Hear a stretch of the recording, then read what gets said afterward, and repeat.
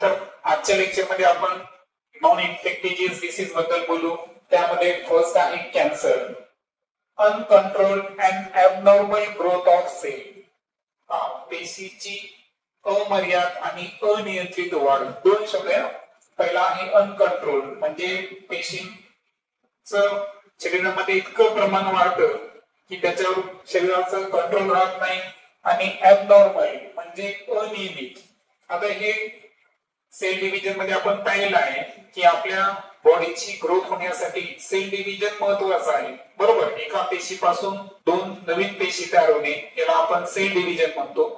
तर sale division तर महत्वाचंच आहे बॉडीच्या ग्रोथ साठी, बॉडीचे जे काही इंजुरीज असतील त्या फुलफिल करण्यासाठी. परंतु पेशींची जर अमर्याद आणि अनियंत्रित वाढ होत असेल तर अशा वेळेस त्याला आपण एक आजार आहे तो, आणि त्या आजाराचं नाव आहे कॅन्सर, ज्याला मराठीमध्ये आपण कर्करोग म्हणतो. Group or lump of cancerous cell are called as the malignant tumour. Cancer जे आहे ना याच्यामध्ये दुर्दम्य अशा गाठी तयार होतात त्याला अर्बुद म्हणतात. तर ते आहे मॅलिग्नंट ट्यूमर. मग हे जे ट्यूमर आपल्या बॉडीमध्ये तयार झालं तर या गाठी तयार झाल्या कॅन्सरच्या, या कशापासून तयार झाल्या तर group of cancerous cell or lump of cancerous cell म्हणजे ज्या कर्करोग कॅन्सरला कारणीभूत असणाऱ्या पेशींचा समूह झाला, त्यांच्या लंप म्हणजे गाठी तयार झाल्या. तर त्यापासून अगोदर शरीरामध्ये काय तयार होतो, मॅलिग्नंट ट्यूमर तयार होतो. आणि हा ट्यूमर जर पूर्ण शरीरभर पसरला, कॅन्सरचे वेगवेगळे स्टेजेस असतात पहा, first stage, second stage, third stage. आणि थर्ड स्टेज मधला जो पेशंट आहे त्याची जी बॉडीची अवस्था असते ही फार क्रिटिकल होते आणि त्याला मग हायर रेंजचं काय करावं लागतं, ट्रीटमेंट करावं लागतं. आणि म्हणून कॅन्सर हा जो आजार आहे हा एक म्हणजे खूप जीव घेणा आजार आहे. परंतु वेळेत जर त्याचं ट्रीटमेंट झालं तर निश्चितच आपण कॅन्सर जे आहे त्याच्या विरुद्ध प्रतिकार करू शकतो, त्या रोगावर आपण मात करू शकतो. आता कारण जर पाहिले आपण की कॅन्सर का होतो. ओके. आता हे एक लक्षात घ्या की कॅन्सर कोणकोणत्या बॉडी पार्ट्सला होऊ शकतो. कॅन्सर हा लंग्सला होऊ शकतो, लिव्हरला होऊ शकतो. फिमेल मध्ये ब्रेस्ट अर्थातच मॅमरी ग्लॅन्ड्स याचा पण कॅन्सर असतो. फिमेल मध्ये युटेरस कॅन्सर आहे. काही जणांना स्किनचा कॅन्सर असतो, काही जणांना ब्लड कॅन्सर आहे. हे लक्षात म्हणजे कॅन्सरचे वेगवेगळे टाइप्स असतात. म्हणजे शरीराच्या विविध अवयवांना इन्फेक्ट करणारा हा काय आहे, आजार आहे. आता माउथ कॅन्सर जो आहे ना, तोंडाचा कर्करोग, तर याचं प्रायमरी कारण जर पाहिलं आपण तर ते आहे कन्झम्पशन ऑफ टोबॅको म्हणजे तंबाखू, बिडी, सिगरेट. ओके. स्मोकिंग, धूम्रपान करणे, तेच आता सांगितलं मी तुम्हाला. त्यानंतर अल्कोहोलिझम, दारू पिणे, हे सुद्धा काय आहे कॅन्सरचे कारण आहे. मॅक्झिमम जे लिव्हर कॅन्सर आहे तर याचं मेजर कारण आपल्याकडे जर पाहिलं तर दारू पिणे आहे. सो अल्कोहोलिझम हे सुद्धा कारण आहे. लॅक ऑफ फायबर, पालेभाजी आणि फळभाज्या यांच्यामध्ये फायबर असतं. फायबरला आपली बॉडी डायजेस्ट करू शकत नाही, पण फायबर डायजेशनला सपोर्ट करतो. त्याच्यामुळे बॉडीमध्ये फायबरची आवश्यकता असते. त्यामुळे आपण पालेभाज्या आणि फळभाज्या खायला पाहिजे. यांचं प्रमाण जर आपल्या शरीरामध्ये कमी असेल तर हे सुद्धा कॅन्सरचे कारण असू शकतं. आणि आणखीन एक महत्वाचं जंक फूड आले पाहता, म्हणजे मॅगी, त्याच्यानंतर बर्गर्स, पिझ्झा, हे जे असे जंक फूड आहे ना हे आपण खायला नाही पाहिजे. अशा जंक फूड न सुद्धा आपल्या शरीरामध्ये कॅन्सरच्या सेल्स तयार होऊ शकतात आणि कॅन्सर हा आजार आपल्याला होऊ शकतो. कारण जर पाहिले आपण लक्षण पहा. कॅन्सरचं पहिले लक्षण आहे क्रोनिक कफ, म्हणजे खूप दिवस झाले खोकला चालूच आहे ना, दीर्घकालीन खोकला हे कॅन्सरचं पहिलं लक्षण आहे. हॉर्स व्हॉइस म्हणजे आवाज जो आहे हा नॉर्मल येत नाही, तो थोडासा घोगऱ्या टाईपचा येतो आहे ना, बसलेला आवाज म्हणू आपण त्याला. डिफिकल्टी इन स्वेलिंग, आणि पहा जे अन्न गिळतो ना आपण त्याला स्वेलिंग प्रोसेस म्हणायचं. तर अन्न गिळताना पेशंटला त्रास होणे है ना, जसं की एखाद्या वेळेस टॉन्सिल आल्यावर आपल्याला त्रास होतो, तशा पद्धतीनं अन्न गिळंकृत करताना स्वेलिंग करताना त्रास होणे हे सुद्धा लक्षण आहे. इनक्युरेबल स्कार अँड इन्फ्लेमेशन म्हणजे शरीरावर जे उडण किंवा एखादी सूज आली ती लवकर बरी होत नसेल तर ते सुद्धा कॅन्सरचं कारण असू शकतं, लक्षण असू शकतं. लंप इन ब्रेस्ट आणि पहा जे इमेज मध्ये मी सांगितलं तुम्हाला तर त्याच्यामध्ये एक कॅन्सर कॉमन आहे पहा ब्रेस्ट कॅन्सर.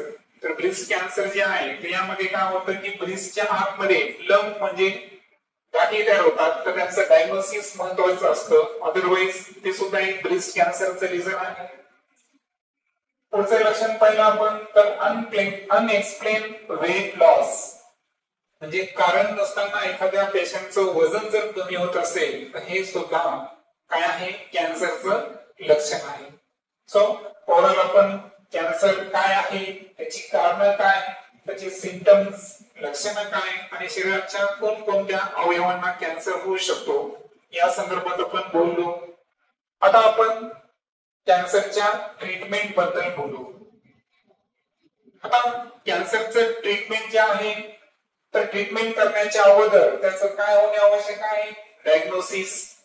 बऱ्याच वेळेस काय होतं की एखाद्या रोगाचं डायग्नोसिस जर प्रॉपर झालं नाही तर पेशंटला चुकीचं ट्रीटमेंट जाऊ शकतं. म्हणून डॉक्टर लोक बऱ्याच वेळेस तुम्ही ऐकलं असेल की तुम्ही बाहेर मोठ्या दवाखान्यात गेले समजा शहराच्या बरोबर, अशा वेळेस तुम्हाला ते वेगवेगळे रिपोर्ट्स करायला सांगतात. मग या रिपोर्टच्या आधारे त्यांनी काय करतात, निदान करतात की ऍक्च्युअल तुम्हाला कोणता आजार झालेला आहे. मग कॅन्सरची लक्षणं एखाद्या पेशंट मध्ये असतील तर डॉक्टर लोक त्यांना कोणती कोणती रिपोर्ट सांगू शकतात. पहिला आहे पहा सीटी स्कॅन. सीटी स्कॅन म्हणजे काय पहा, CT computed tomography. So computed tomography असं एक शॉर्ट नाव असतं, यामधलं फक्त आपण सी आणि टी अक्षर वापरतो. तर हे आहे सीटी स्कॅन. तर सीटी स्कॅनच्या साहाय्याने सुद्धा आपल्याला कॅन्सरियस सेल्सनी कुठं मॅलिग्नंट ट्यूमर बॉडीमध्ये तयार केलं आहे का हे आपल्याला डायग्नोज करता येतं. दुसरा आहे एमआरआय स्कॅन. एमआरआय जे आहे ना ते आहे पहा मॅग्नेटिक रेझोनन्स इमेजिंग. आता ही जी एक रिपोर्ट आहे पहा एमआरआय रिपोर्ट, ओके, तर या एमआरआय स्कॅनच्या द्वारे सुद्धा आपण कॅन्सर हा आजार झालेला आहे किंवा नाही हे डायग्नोज करू शकतो. त्यानंतर आहे मॅमोग्राफी. हे स्पेशली जर पाहिले आपण तर हे ब्रेस्ट कॅन्सर मध्ये दिसून येते पहा. ब्रेस्ट कॅन्सर जे आहे फिमेल मध्ये सांगितलं मी तुम्हाला, महिलांमध्ये. तर यांच्यामध्ये ब्रेस्ट कॅन्सर डायग्नोज करण्यासाठी ऍक्च्युअली काय आहे की त्याची चाचणी केली जाते. त्या चाचणीला काय म्हणायचं, मॅमोग्राफी. ब्रेस्टला अनदर नेम आहे मॅमरी ग्लँड्स. तर मॅमरी ग्लँडला स्कॅन करण्यासाठी जी ग्राफी असते त्याला म्हणायचं मॅमोग्राफी. आणि त्यानंतर आहे बायोप्सी. आता बायोप्सी हा सुद्धा एक कॅन्सर डिटेक्ट करण्याचं एक महत्वाचा एक स्पेशली जर स्किन कॅन्सर जर असेल तर याच्यामध्ये काय करतात माहितीये का की आपल्या बॉडी मधला एखादा टिश्यू है ना, एखाद्या अवयवाचा छोटासा भाग घ्यायचा, जसं की लिव्हरचं सॅम्पल असेल किंवा स्किनचं सॅम्पल असेल आणि हा सॅम्पल लॅबोरेटरीमध्ये टेस्टिंग साठी पाठवलं जातं की संबंधित व्यक्ती हा कॅन्सरनं इन्फेक्ट झालेला आहे किंवा नाही. तर त्यासाठी असते बायोप्सी. सो ओव्हरऑल ज्या 4 मॉडर्न टेक्निक्स आहेत की ज्यांच्या साहाय्याने आपण कॅन्सरला डायग्नोसिस करू शकतो. तर त्यामध्ये पहिलं आपण सीटी स्कॅन जे की कॉम्प्युटेड टोमोग्राफी सांगितलं मी तुम्हाला, एमआरआय स्कॅन, मॅमोग्राफी जे की ब्रेस्ट कॅन्सर साठी इसेन्शियल आहे, आणि बायोप्सी ज्यामध्ये बॉडीचा एक छोटासा सॅम्पल टिश्यू जे आहे तर त्याचं स्टडी करून डायग्नोज केलं जातं की ती सेल कॅन्सरियस आहे किंवा नाही. आता पहिला प्रश्न ट्रीटमेंट की कॅन्सरचा उपचार कसं होतो. तर कॅन्सरचं ट्रीटमेंट जे आहे ना तर पहिलं ट्रीटमेंट आहे पहा केमोथेरपी. आता केमो म्हणजे काय, केमिकल म्हणजे केमिकलच्या साहाय्यानं थेरपी करणं. केमिकल्स हा मेडिकल सायन्स मध्ये जर कशाशी रिलेटेड असेल तर तो असतो रिलेटेड ड्रग्स म्हणजे औषधे. ओके, आता हे जे औषधे आहेत एक विशिष्ट प्रकारची औषधे पेशंटला दिली जातात आणि हे ड्रग्स जे आहेत हे पूर्ण बॉडीमध्ये आपल्या पसरतात आणि जिथं जिथं कॅन्सरियस सेल असेल त्या कॅन्सरियस सेल्सवर ते अटॅक करतात. म्हणजे केमिकलच्या साह्यानं आपण शरीरातल्या कॅन्सरियस सेल ठार करू शकतो आणि त्यासाठी केमोथेरपी असते आणि याची एक विशिष्ट सायकल असतात का ते पेशंटला किती प्रमाणात कॅन्सर झालेला आहे त्यानुसार 8 सायकल ठेवायचे का 12 सायकल ठेवायचे हे डॉक्टर लोक डिसाईड करत असतात. आपल्या महाराष्ट्रामध्ये जर पाहिलं आपण तर टाटा मेमोरियल हे अतिशय उच्च दर्जाचं जे हॉस्पिटल आहे ते मुंबई इथं आहे. तर असे हॉस्पिटल जे आहे तर हे त्यांना एसेन्शियल जर वाटलं तर ते पेशंटला केमोथेरपी काय करतात प्रोव्हाइड करत असतात. दुसरा जर पाहिला आपण रेडिएशन थेरपी अँड सर्जरी म्हणजे शरीरामध्ये जर कॅन्सर इनिशियल स्टेजला असेल तर रेडिएशनच्या साह्याने आपण कॅन्सरियस सेल्सला काय करू शकतो त्यांना एंड करू शकतो त्यांच्यावर सर्जरी करून त्यांना आपण रिमूव्ह करू शकतो. सो अशा पद्धतीच्या थेरपीला आपण रेडिएशन तुम्ही शिकलाय जसं की alpha beta gamma X ray हे सगळं काय आहे रेडिएशन्स आहे. तर रेडिएशनच्या साह्याने थेरपी आणि सर्जरी करायची. त्यानंतर आहे रोबोटिक सर्जरी. मॉडर्न टेक्निक्स मध्ये रोबोट्सचा वापर वाढलेला आहे की नाही. तर काही सर्जरी अशा आहेत की ज्यामध्ये यंत्राच्या साह्याने काही गोष्टींचं ट्रीटमेंट केलं जातं. तर ते कशामध्ये इन्क्लूड असेल रोबोटिक सर्जरी. आणि फायनली आहे लॅप्रोस्कोपी. आता लॅप्रोस्कोपी काय आहे पहा की आपल्या बॉडीचा एखादा पार्ट इन्फेक्टेड असेल तर शरीरामध्ये काय करतात एक छोटासा छेद करतात पहा आणि त्या छेदातून एक पाईप टाकतात आणि त्या पाईपला असतो कॅमेरा. काय असतो कॅमेरा. आणि त्या कॅमेऱ्याच्या साह्यानं तुमचे जे बॉडीचे लहान लहान पार्ट्स आहेत त्यांचं एकदम सूक्ष्म निरीक्षण केलं जातं. मला सांगा आता वरून आपल्या शरीराच्या आत काय आहे हे पाहता येतं का नाही.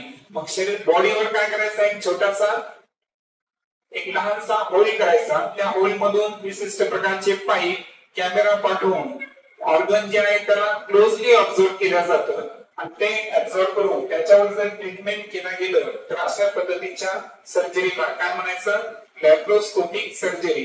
ही सुद्धा कॅन्सरचे काय आहे सोल्युशन आहे. सो कॅन्सरच्या ट्रीटमेंटसाठी आपण ज्या थेरपी पाहिल्या ड्रग्स देऊन जे पेशंटला नीट केलं जातं त्याला काय म्हणायचं केमोथेरपी. ज्यामध्ये रेडिएशनचा वापर होतो ते आहे रेडिएशन थेरपी अँड सर्जरी. ज्यामध्ये रोबोटिक्स टेक्नॉलॉजीचा यूज केला आहे ती आहे रोबोटिक सर्जरी. आणि फायनली आपण पाहिली लॅप्रोस्कोपी. नेक्स्ट लेक्चर मध्ये आपण डायबिटीज आणि हार्ट डिसीज या अनदर नॉन इन्फेक्टिशियस डिसीज संदर्भात डिस्कस करू.